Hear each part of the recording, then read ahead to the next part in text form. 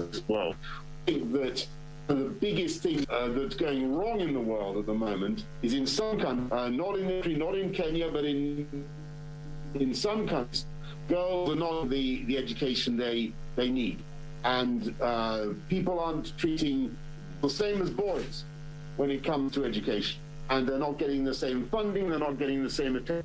And so that means that in many parts of the world, girls can't read enough and they can't do basic mathematics and so on. And that's just totally crazy. And it leads to all sorts of other problems. If a young woman who's not educated, her child is much more likely to have problems in that child's life, in his or her health. So this is the single thing we think we can do to improve the chances of people around the world, is to treat boys and girls equally when it comes to education. Basic, so it's right from a moral point of view. It's right morally. So thing to do for the economy as well. And so it's a massive campaign. But Julia, what do you think? Thank you, Prime Minister, and thank you for the question. And the Prime Minister is absolutely right. We've got a huge challenge, but a huge opportunity. Before, there were about 250 million children who didn't get access to school, mainly girls, and we're worried that the crisis in schools and all of the things are going to make that worse. But that does mean there's a huge opportunity if we mobilise the resources, the goodwill, the leadership now, which the Prime Minister and the President are doing, then we can bring the world together around making sure as we come out of the pandemic that every child, including every girl, gets access to a great quality education. So we're very determined to do that and to lift the number of boys and girls in school. But given the girls are disproportionately missing out now, we've got to particularly focus our attention on their education.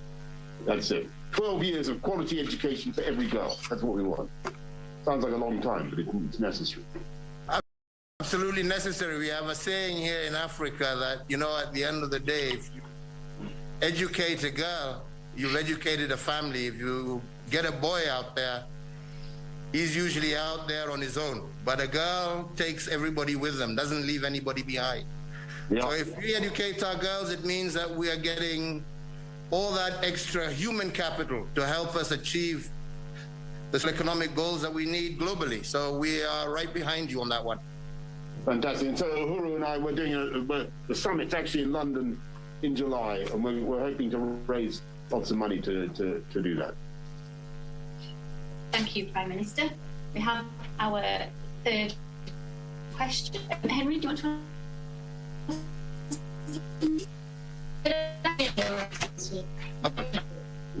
What needs to be done to ensure that all children continue learning even with the pandemic? Well, that's a very good question, and I think therein we've all experienced a very, very difficult time over the last year, and that's children all across the world, from the United Kingdom, Kenya, right across, kids being forced to stay at home through no will of their own, but as a result of this unfortunate pandemic. And what has this told us? It has told us that we've got to also really pick up on digital learning. Even when we are faced with crises like we are faced currently, all boys and all girls still continue with their education from home through digital connection. So we really now have to bridge this digital divide that we have to ensure access to the internet, ensure access to digital tools that can help our children continue with their learning in times of crisis like we've seen over there.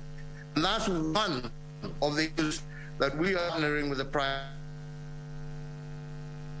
Minister. Completely I'm behind him on the issue of ensuring girls are educated, and I'm really behind the issue of driving digital learning to ensure that despite the kind of challenges we have faced over the years, last year, now going second year, no child is really left behind as a result of not being able to access the classroom.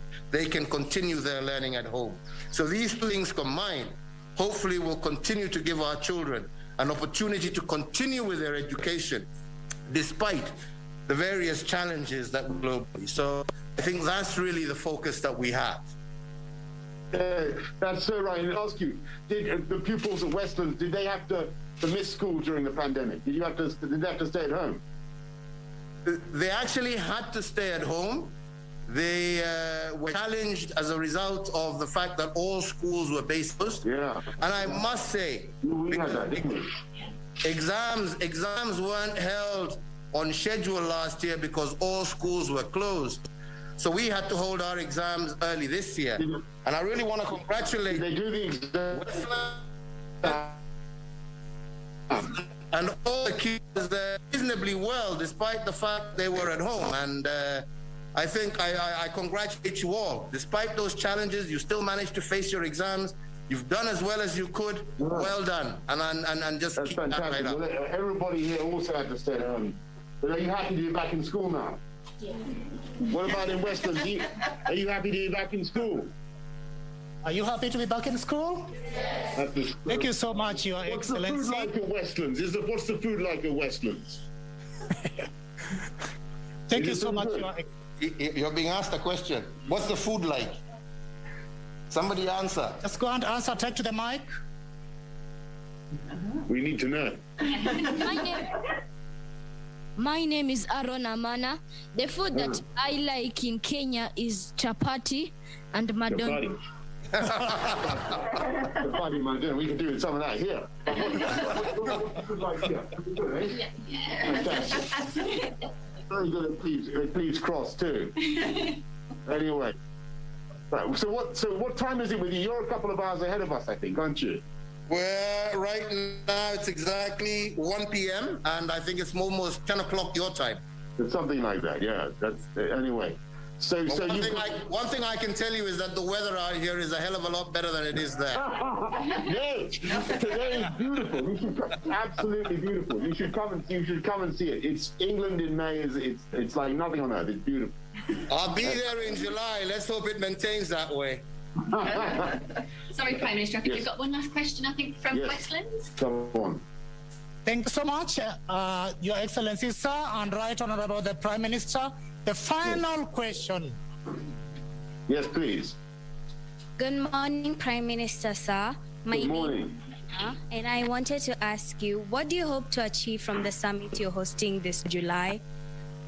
Thank you so much. Well, I think it's, as President Kenyatta said, as Uhuru just told us, we want the world to come together. We want the richest countries to make a big contribution to educating the young people of the planet. Uhuru is right. We've got to make sure that we bridge the digital divide. We've got to help people with technology, but we've also got to focus on the divide between boys and girls. And so those are the two things we want to fix. And I think we can do it. And I think it'll be a good summit. We're looking forward to it. And the UK is making a very big contribution. We're hoping that the Americans will make a big contribution, the Japanese and so on. And I know that Kenya will be making a big contribution too. So we're all going to be working together on that. And we want to see concrete. We want to see results in terms of the change for kids around the world and to bounce out of the pandemic. And everybody we also want to make sure that we make up for the loss of learning that's taken place during the pandemic, and make sure everybody's cheerful. Cheerfully. Yeah.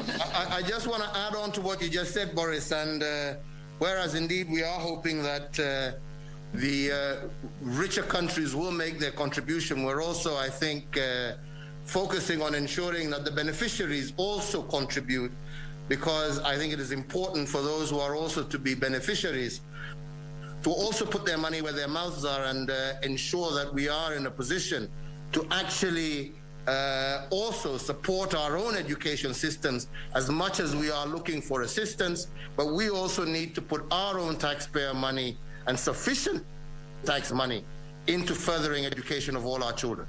Definitely. But can I just say, Uhuru, do you not feel that this is quite a remarkable event? You know, it would not have been possible when I was at school to do something like this with another classroom in Nairobi. It's just a wonderful thing. It's actually an incredible opportunity, and all I had when we were there was a slide ruler, and I was one of the guys who had one of the top gadgets. And I was a slide ruler. Did you get hit with the slide ruler by Mrs. Bruce? Well, let's not talk about that. I was a very disciplined young man. That's why I'm president today. That's right. That's right. And that doesn't happen anymore in our classrooms. That doesn't happen anymore. Thank goodness. Anyway. Well, thank you very much, Your Excellency, Prime Minister, and thank you, Julia. It's been a fantastic opportunity, and we hope you enjoy the rest of your day. The Prime Minister is going to go down to see some of the children in our school now. So thank you very much, and thank you to everyone at Westlands as well. Okay. Thank you all very much, and have a wonderful day and time. Bye. Thank you. Bye all. Right, Honorable Prime Minister, sir, Your Excellency, the President of the Republic of Kenya, we sincerely thank you for taking your time to join our classes, both at Cleves Cross Primary in UK and Westlands Primary in Nairobi. Students, we have come to the end of this session. The Right Honorable Prime Minister, sir, and Your Excellency, you may now leave at your own pleasure. Thank you, sir. Thank you all very much. Bye-bye. Thank you. Bye. See you in July. Bye. See you in July. Thank you. Bye-bye. Take care. Thank you. Bye-bye. Thank you. Thank you this way. Take care.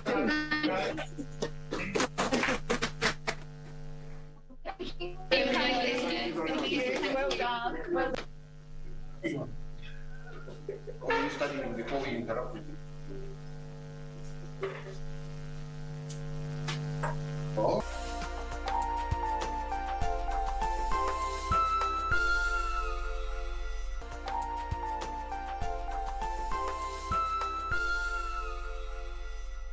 Je, umeomoka? Kama hujaomoka kwenye QuickBin ndio mambo yote. Hapa tuko na fridge, kodi yake ni CM. Tuko na gas cooker.